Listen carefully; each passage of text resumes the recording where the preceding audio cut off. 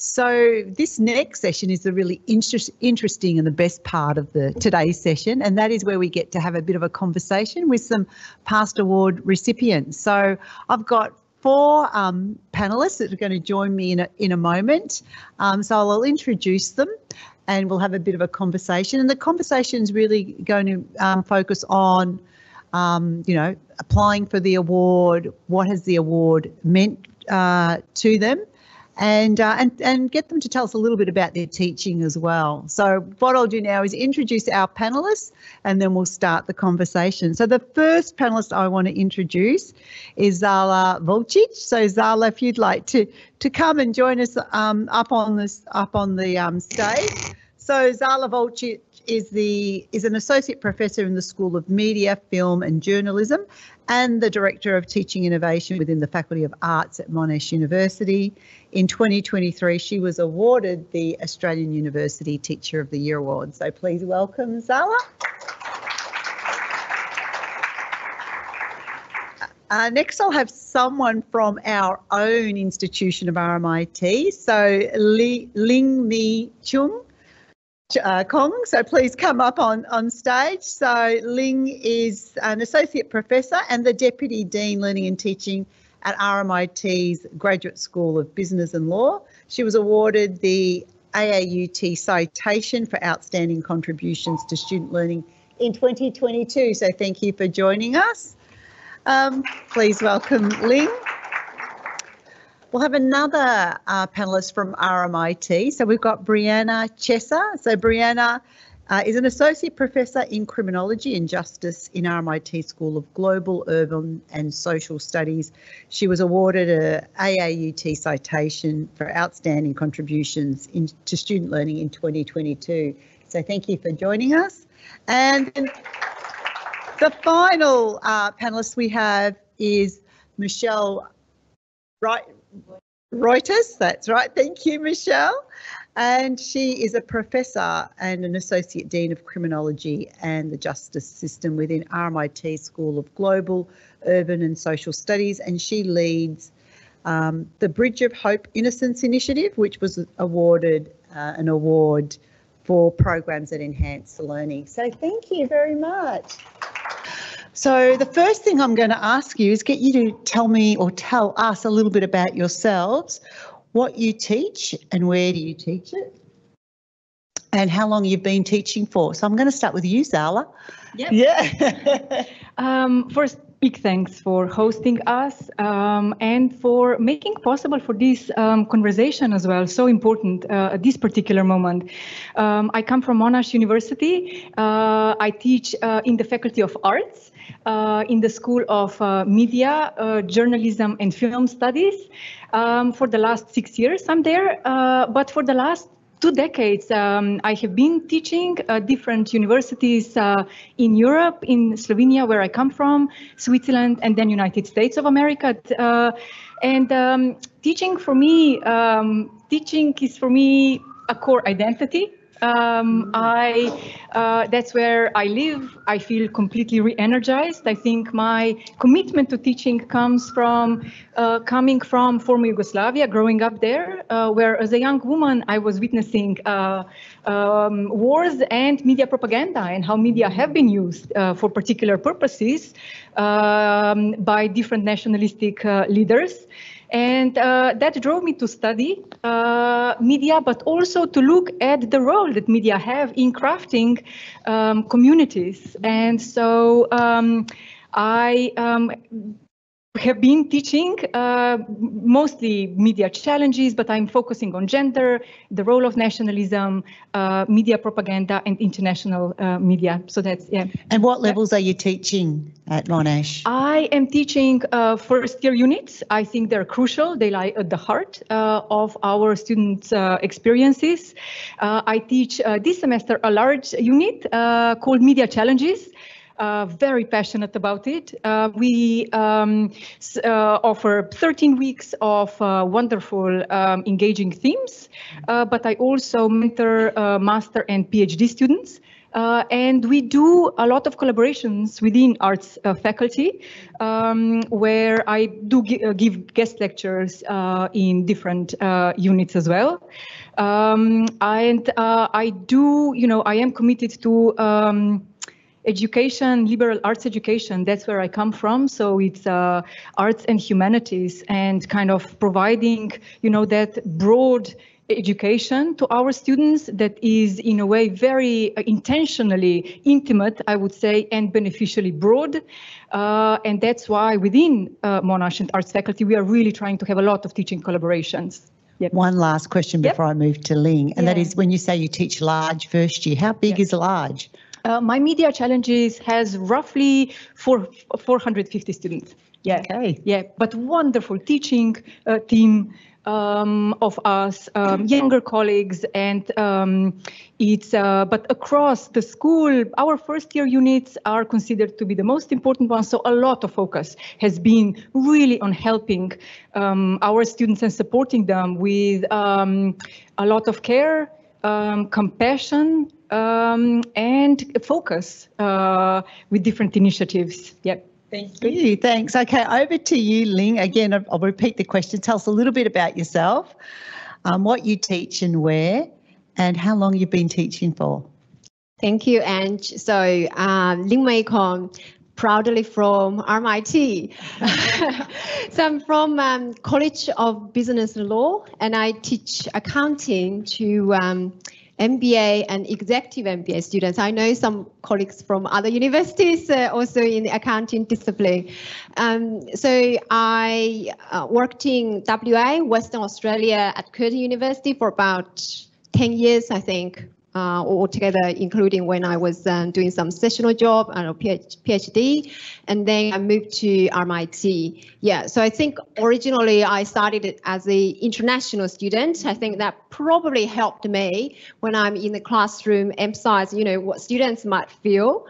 So the MBA and EMBA, they are postgraduate students. What I initially felt when I came to RMIT is that it's very different to teach postgraduate students compared with undergraduate, because the emphasis is completely different.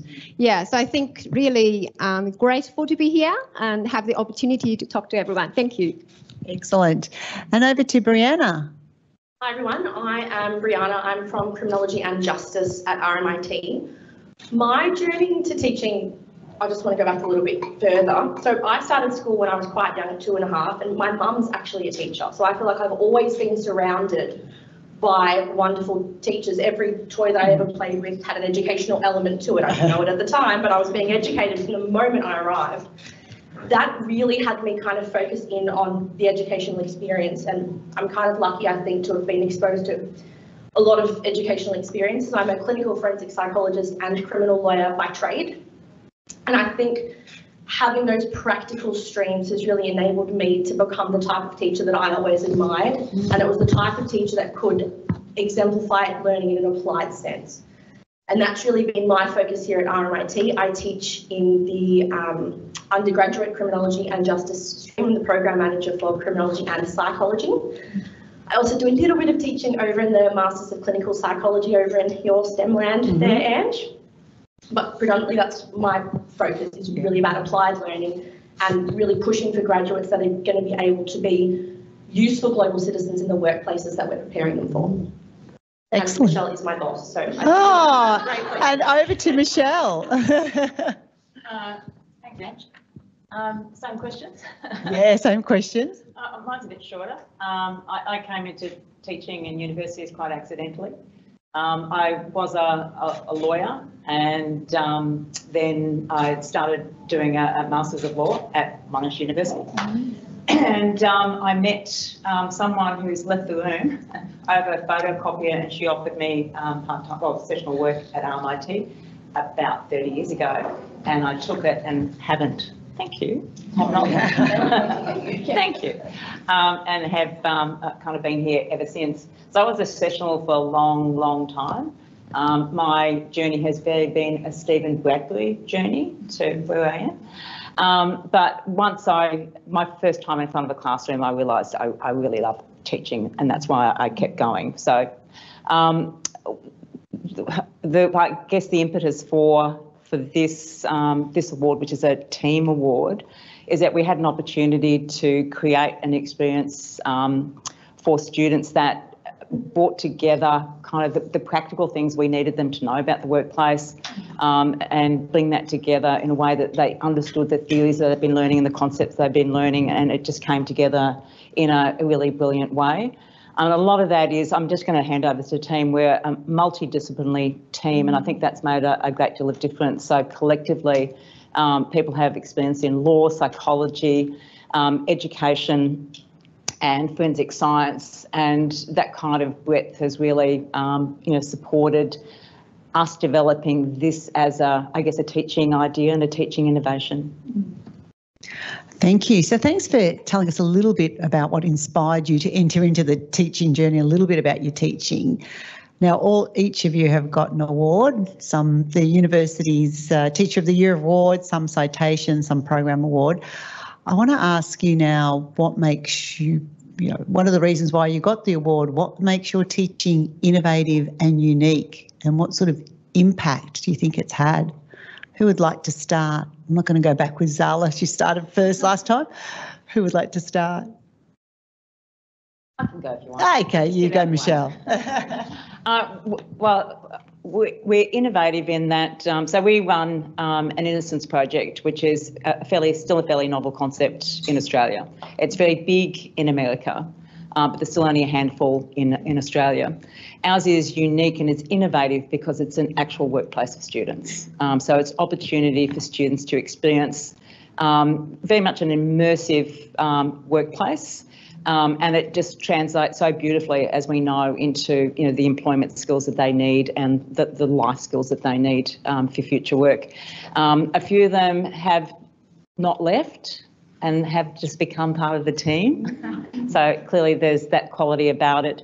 But it is innovative in that it's the only project of its kind that is run as an internship program for students. It is set up as an educational workplace opportunity for students. And it really does bring together the transformative aspects of education in the most amazing way for our students that I think a lot of other experiences have not been able to do. Excellent. Brianna? Well, I won a 2022 citation for outstanding contribution to student learning, it says on the screen. Look, my preparation for that award really started when I started teaching. I was at La Trobe first and then was an inaugural staff member at the ACU Thomas More Law School. I'd always had the sort of desire to really apply learning to create students who would be able to enter a workplace and would be able to fly rather than sink. I'm sure that you all can appreciate that entering a law firm in this day and age, you kind of have to be exceptional to be able to get that job and then to be able to maintain it. And that was really the drive for me. How do I assist these students to be able to become exceptional, to be able to find the thing that they're passionate about, and then to be able to actually have that show in the workplace that they're in. And I did that through something that I quite like, which is the criminal law. I practice it and I'm also fortunate enough to be able to teach it. And for me, it was about closing that loop, thinking not just about the theory of law, it's very archaic, hypothetically, in the way that it's taught. We have ways that it's taught, we have structures around the way that we are supposed to think. And what I really wanted to do was use problem-based thinking, drawing on the sort of medical model, if you like, to start with a problem and then working backwards from there, rather than having me prattle on as a lecturer, actually giving that problem, if you like, the client to the student from the outset and having them really apply those real-world skills from the beginning. I don't know if I answered your question. Yes, you did. That makes it unique. Okay, I'm going to move to Ling. What makes your teaching unique? Yeah, I think my journey with this innovation, I won the 2022 Citation Award, similar to Brianna. It was initially because when I took over the accounting course in the MBA program, the students cited that it was the least popular, most boring course. Okay, so I think, I had significant challenges. How could I make it much more interesting and engaging?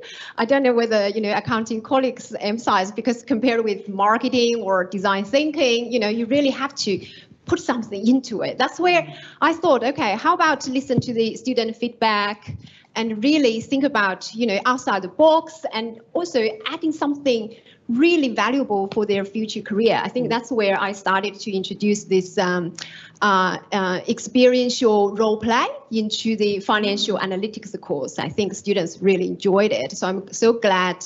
Started in 2018 when AI perhaps was not really in the place, but then the soft skills obviously these days become so important, including the interpersonal skills or teamwork skills. So the project I did was to integrate the soft skills with the hard skills of the financial analytics. So I'm so glad. I think the project in terms of the impact, I think, very honored to got the 2022 award. I think I got published in, for example, the ASSB, the business school, the global colleagues be able to see it as a good practice and also try it out.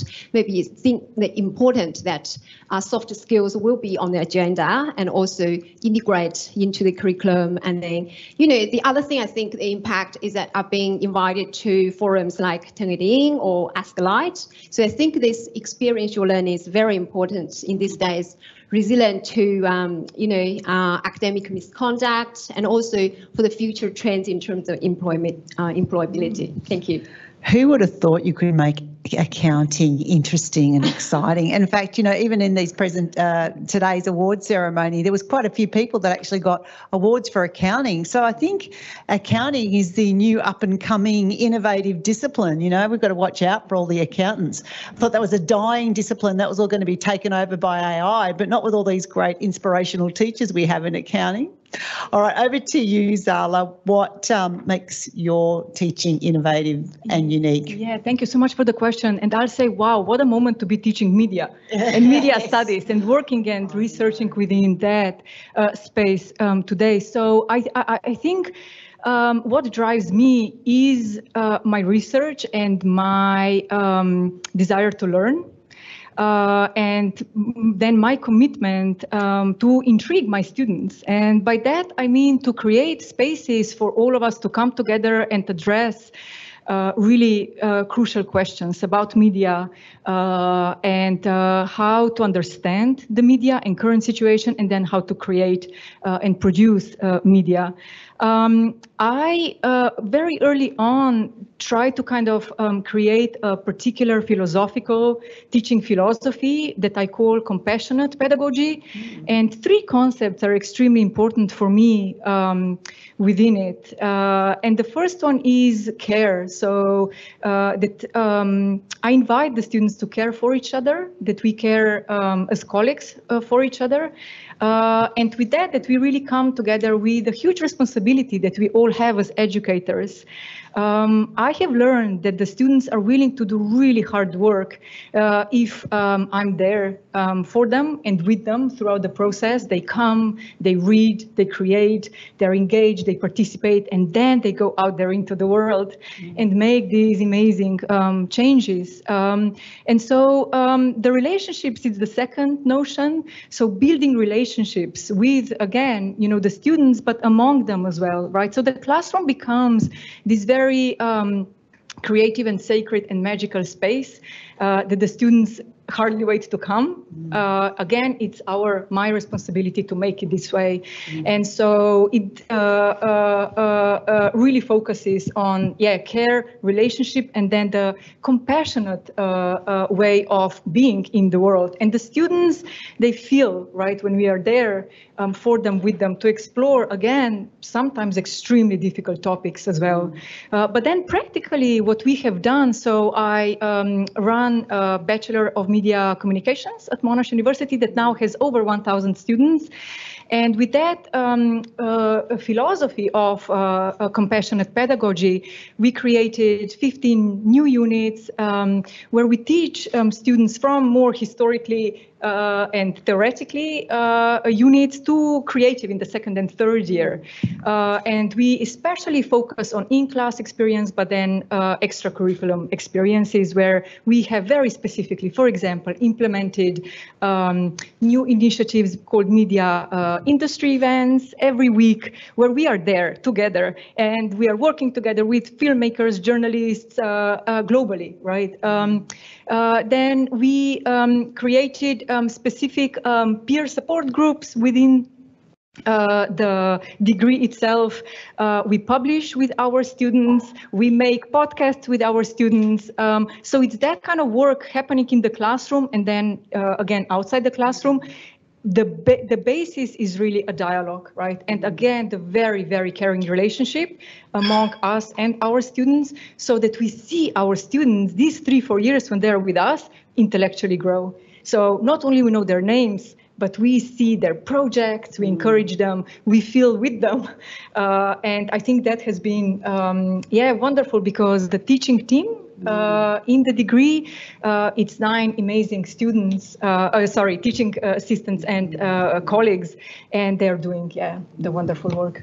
So compassionate pedagogy, I don't know if anyone's heard about that, but it sounds really like the place that we need to be moving to, with so much that's happening in the world that doesn't seem to be very compassionate and caring. So good place and a good journey for students to move on to. And also the use of experiential learning, problem-based learning, and the internships in that innovative way is, great to see that you guys have all been recognised for the great things that you've been doing in teaching.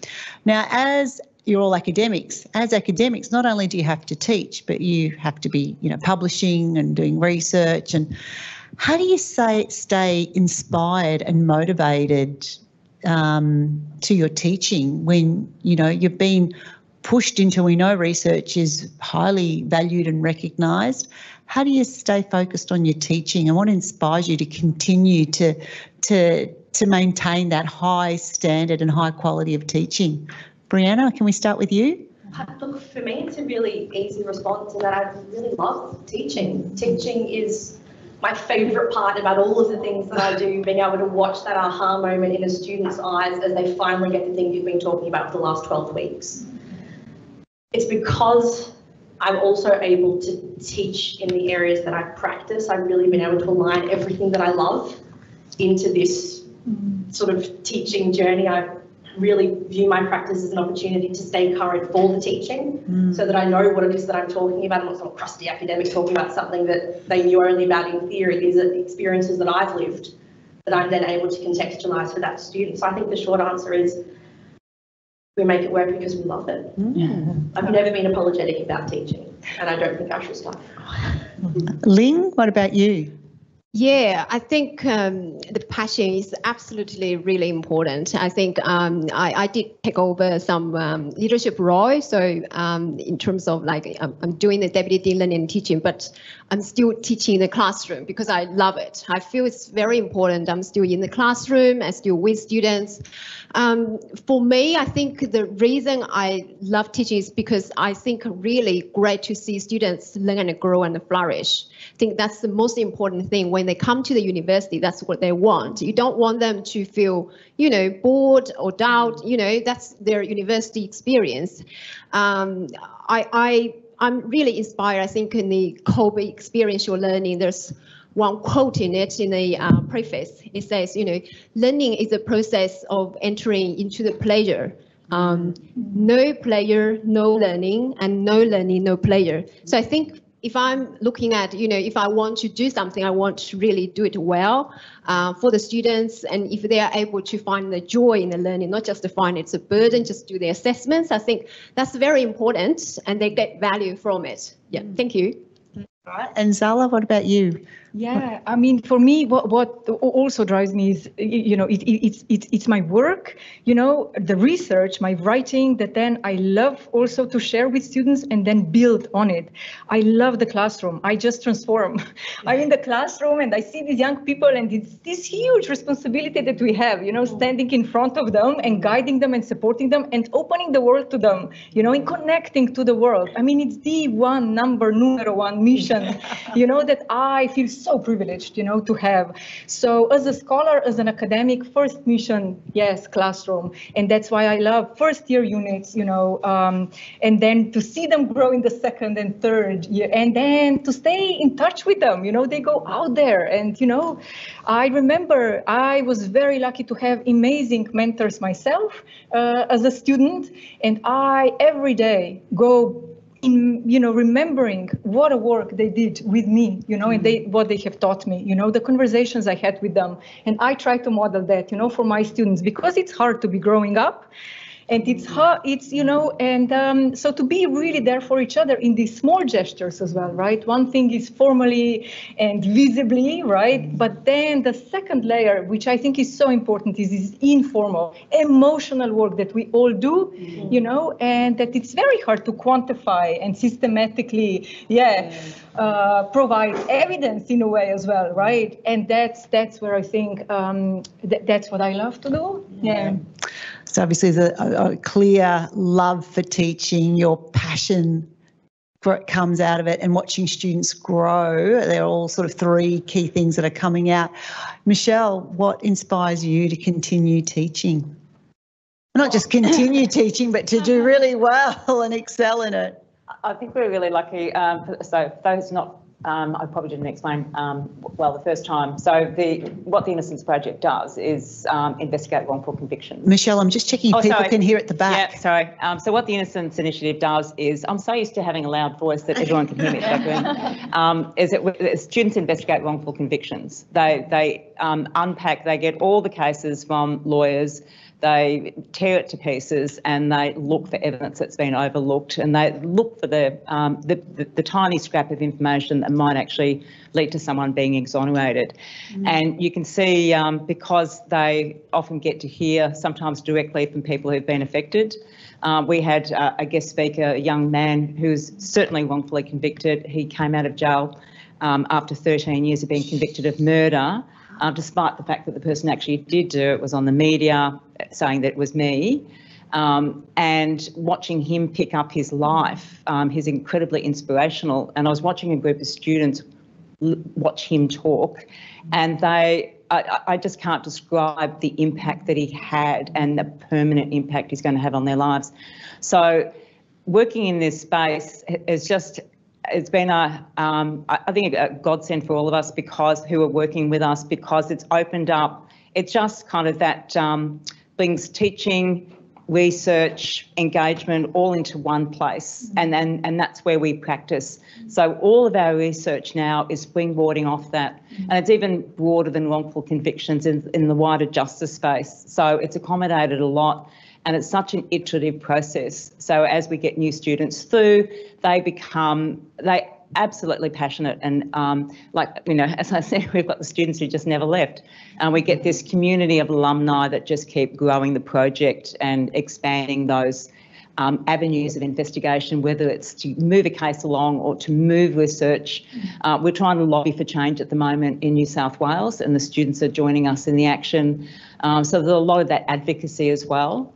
And it's just become a magic place to work and practice. So it made it, to be honest, it made it really easy to write about, because it was just all there. And Michelle, what a beautiful example of active, applied and authentic learning. I mean, it sounds like you're embracing all three of those, AAA concepts and applying it into your teaching, and it's really shining through, the impact on the students, but also the impact on the teachers. Like watching students learn and grow from those experiences seems to just refuel you and able to continue. So thank you for sharing those experiences with us. Now I'm going to move on to the area of, the award, and actually what does the award mean for you? Like, if you didn't get an award, did it really worry you or not? But, now that you've got the award, what does it actually mean for you? Maybe Ling, I'll start with you.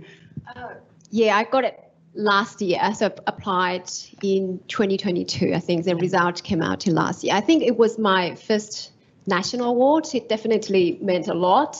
I think like many of you here, you saw the recognition, you feel like, the things you've been doing, the project you're working on, people feel there's value in it. I think that's very important for my confidence and courage, and to think about to broaden and deepen the impact in the community, the academic community, and helping students as well. I think that's where I see the value from it. Also encouraged me, and maybe, you know, for those recipients from 2023 to apply for the international awards as the next step as well. So you feel like, you know, you can really let the community hear what you're happening, and also good practices can be making more impact there. Thank you, Ling. And what about you, Brianna? You got the award in 2022. So what's the impact of the award on your career? I was very pleased to have gotten the award. I do like getting awards. I had really been working towards this one, as I said, for a long time, and have had sort of, you know, Vice Chancellor Staff Excellence Awards and, like, you know, at the school level and college level and all the way up before, but this was the one that I really had my eye on, because I knew that I would be able to legitimise my practice in an international market. You know, starting some affiliate relationships with universities overseas, and it has made such a difference being able to say, well, I've actually won an Australian award for university teachers. Not just me saying I love it and I'm really good at it. Well, actually, here's my entire, you know, colleague community saying, actually, you know what you do is okay, and we're okay to acknowledge that in an international. I think it's a bit more than okay. Okay. It really has helped I think in terms of me feeling like it's okay to say that I'm a good teacher without sounding vain or arrogant. I will say the process of writing these things, and Michelle, you know that I've complained about this a lot, I find it excruciating to talk about the things that I've done well. I just really dislike it immensely, like applying for promotion, and one time I was Moses and part of the sea. I just find it so difficult, but I think being able to sit back and say, you know what, I think it is okay to say that I'm a good teacher and that I like it, and like here are some other people that thought I was okay too. Yeah, I think, you know, it's not just about saying you're a good teacher, but you've got the evidence to back the impact that your teaching has had. I think that's the really important thing there. How about you, Michelle? But back to my question, what did the award mean? What does the award mean to you? And I mean, you've only just got the award this year, but what does it mean to you? Well, ultimately, the award is recognition of the stuff that you do that's good. I mean, to put it in easy terms. I think a lot of time, I talk to a lot of academics about teaching award applications and promotion applications, and a lot of the time we just do things because it's the things that we do and not recognise that they're actually amazing. And it's going through this process, and we've applied for like little ones along the way as practice, and I thoroughly recommend those. And we were in fact unsuccessful in 2022 for the Programs Award with the AAUT. And that was incredibly helpful because we could incorporate that feedback, and it certainly made a difference. So failing is a good thing because you keep getting feedback. You just got to keep persisting.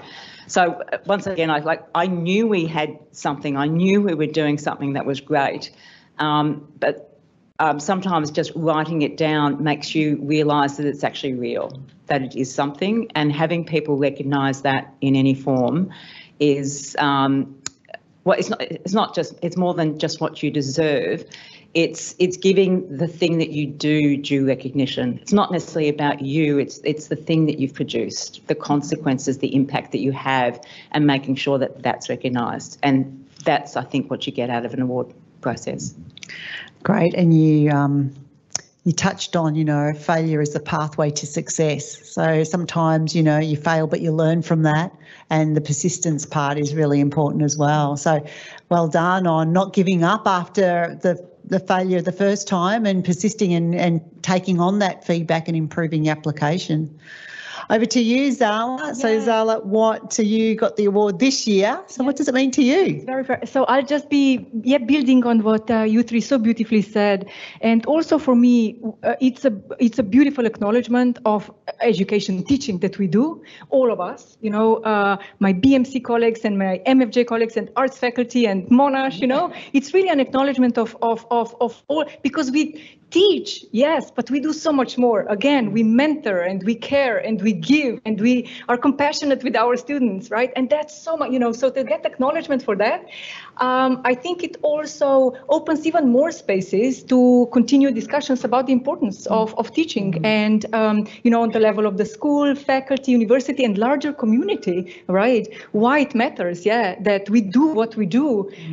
So that's very, very, I think, helpful to get recognition and to celebrate, with fellow, colleagues who are all just giving, educators. I think that's so important. Yeah. Excellent. Excellent. So hopefully that you've inspired some participants in this, in the forum today to apply for awards for this year.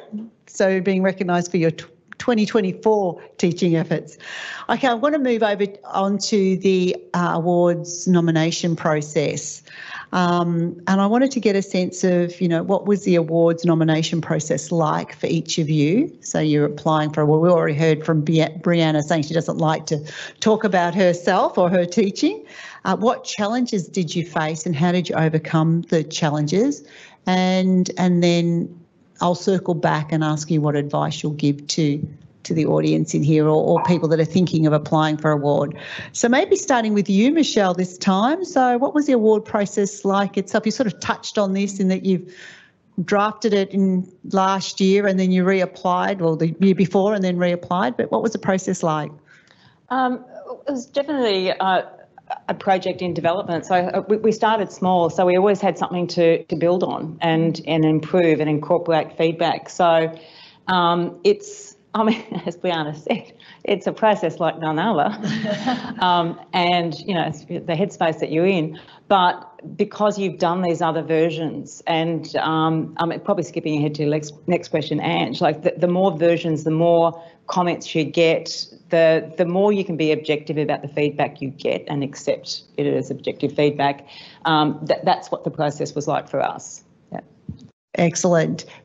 Zala, what was the process like for you? We started at the level of the school and then the faculty and then university. Huge support from Monash Education Academy. In our case, these are colleagues that work specifically, with us and guide us and support us and have numerous conversations, right, about why it's worthy and how and so on. So that, for me, that was really, really Did you have a mentor to help you? I had a couple, yes. I also reached out, to colleagues in the school, again, at Arts Faculty and Monash Education Academy.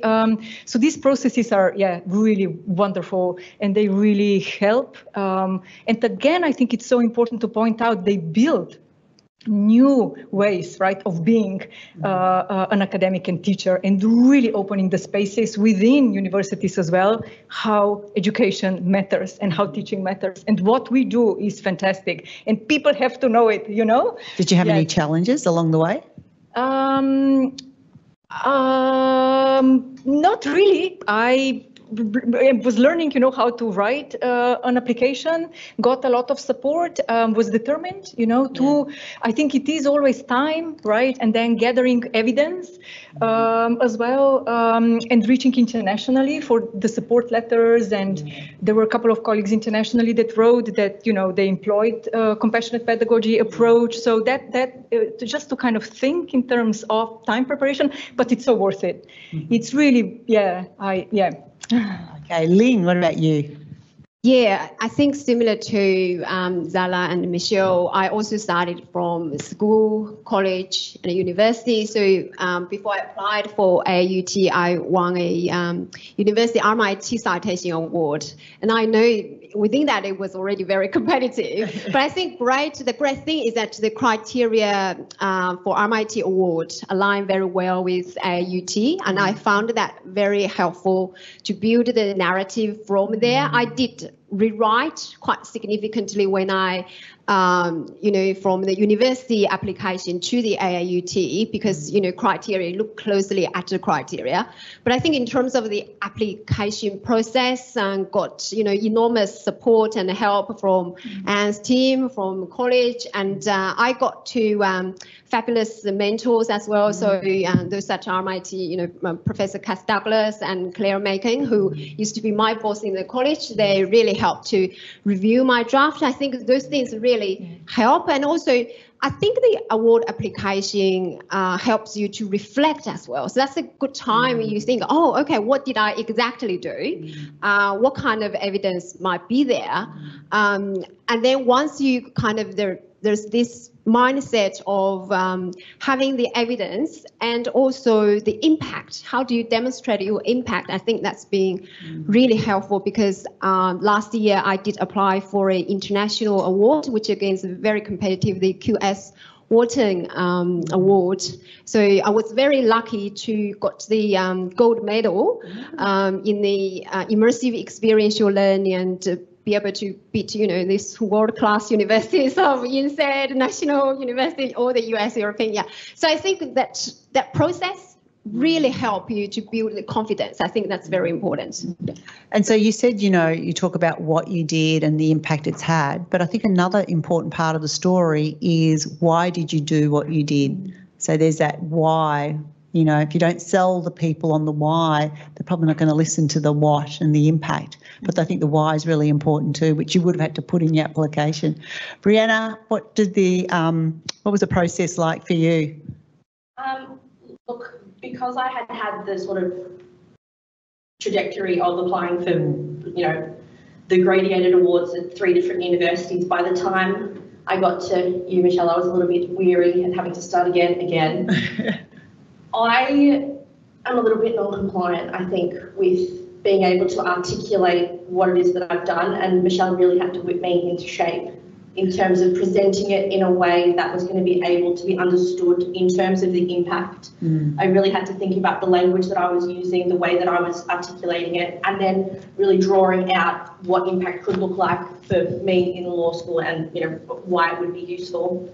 I will say that I feel like your mentorship in particular, and also Anne's assistance in prepping that AAUT award, were the things that I feel kind of got me over the line. I think they gave me a confidence in myself that I wouldn't have otherwise had without their cajoling and reshaping of the particular application. And I will say that would be my #1 tip for anyone thinking about applying for an award, is to find a mentor that actually understands you as a human first, to then be able to draw on your strengths, just like we do with our students, to be able to draw on your strengths, to be able to get your best out of you. And I think I was really fortunate in the 2 mentors that I had, which just happened to be to my right now, in being able to get me over the line for the award. But I'm still on my journey, so I'll be back.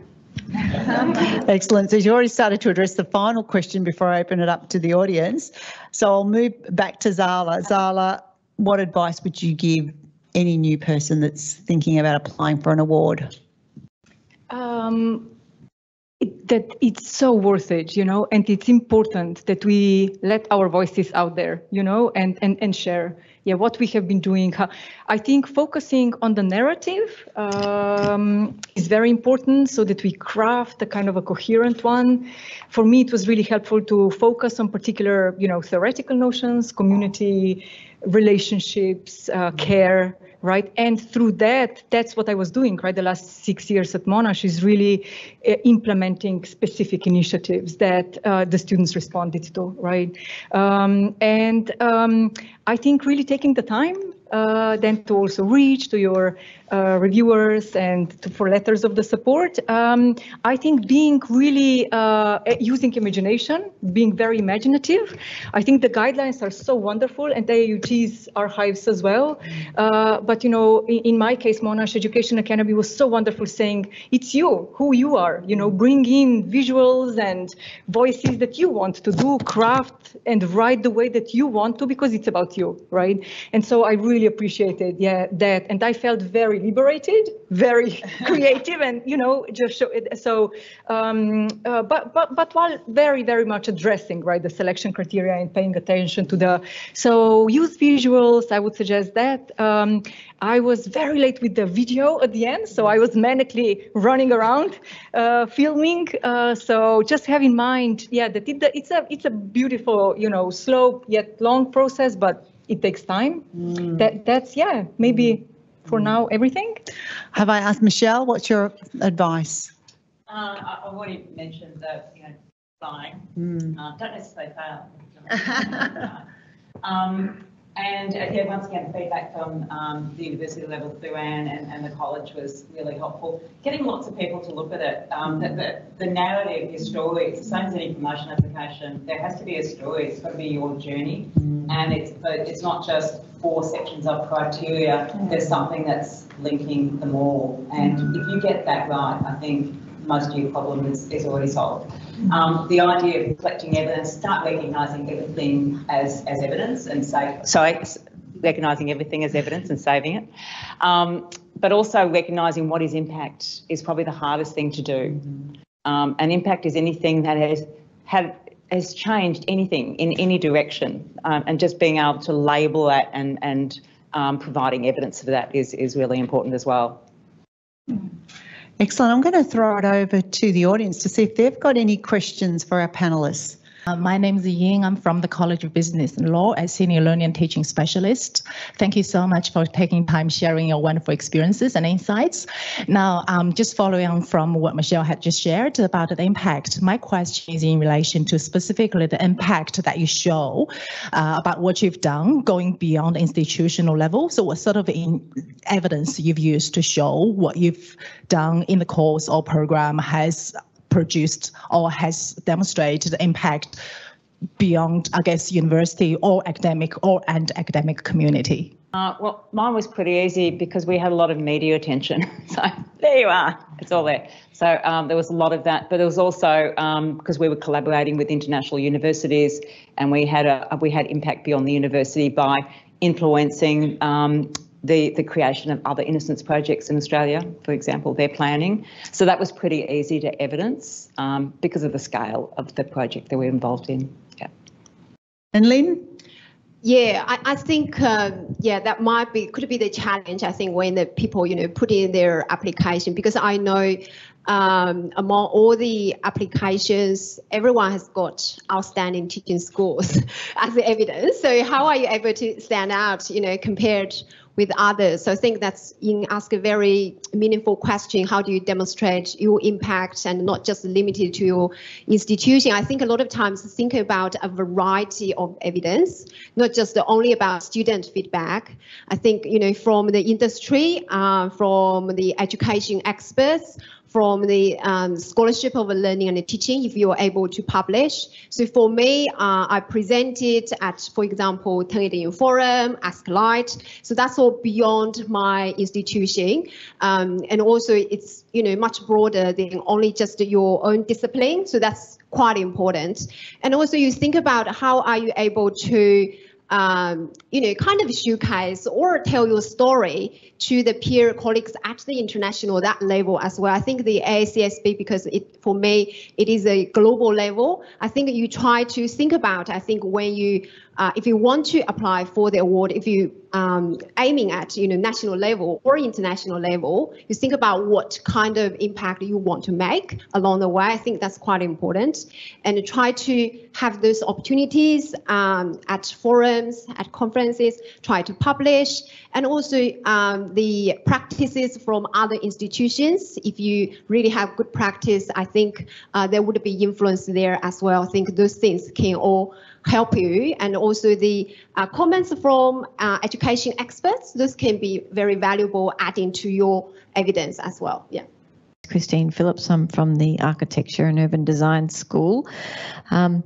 Pretty simple question. I'm wondering whether any of you applied for academic promotion in the same year as applying for your teaching award.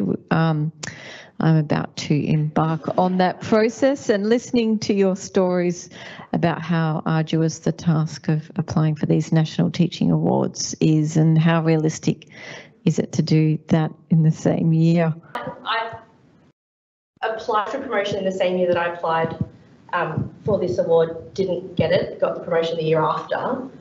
But I think the way that particularly the RMIT promotion criteria is structured, it actually aligns quite nicely with the awards criteria, particularly for the AAUT or even an internal RMIT award. So I never felt like I was wasting my time by doing this random thing that wasn't going to help me. It all really helped to create the narrative, and in a sense it completed the narrative of being able to do the promotion application because you bring in engagement and research as well.